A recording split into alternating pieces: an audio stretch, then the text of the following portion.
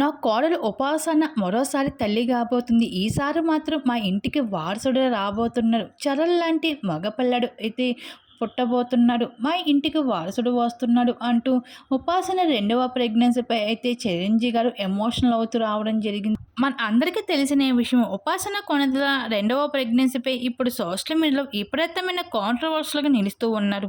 రీసెంట్గానే చిరంజీవి గారు సైతం మగబిడ్డ మాత్రమే కావాలి నెక్స్ట్ వారసుడు అంటూ తను ఆడిన మాటలు కూడా ఎంతో వైరల్గా మారాయి.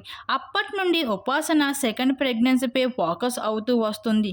మీడియాలో ఇకపోతే అమెరికాలో ఉన్న ప్రెజెంట్ ఉపాసన కొణిదల రామ్ చరణ్ వాళ్ళు వెకేషన్ ఎంజాయ్ చేస్తూ ఉంటే అక్కడ కూడా ఎంత పాపులారిటీని దక్కించేసుకున్న రామ్ చరణ్ ఇంకా మీడియా అడుగుతున్న ప్రశ్నలపై అలానే మీడియా నుండి తప్పించుకోవడం చాలా కష్టం అయ్యింది. ఇక ఉపాసన కొణిదల ఇప్పటికే తన బేబీ బంప్ లుక్స్తో అయితే బయటకు రావడంతో తనపైనే ఎక్కువగా ఫోకస్ చేస్తుంది మీడియా. ఈ భాగంగానే వాళ్ళిద్దరూ కలిసి ఏకాంతంలో ఉన్న సమయంలో అక్కడ కూడా మీడియా వాళ్ళు అయితే క్యాప్చర్ చేస్తూ వచ్చేశారు. ఆ సమయంలో చిరంజీవి గారి పైన తన ఆడిన మాటలపైన ప్రశ్నించడం జరిగింది. ఉపాసన కొణిదల ఎదురుగానే అయితే తను కూడా అంతే ధైర్యంగా గట్టిగానే చెప్పుకుంటూ వచ్చింది. చరణ్ లాంటి మగపిల్లడే కావాలి అంటూ. అయితే ఏదేమైనా సరే తల్లి కాబోతున్న మరోసారి ఉపాసన కొణిదలపై అయితే చిరంజీవి గారు సైతం అయితే ఎమోషనల్ అవుతూ రావడం జరిగింది.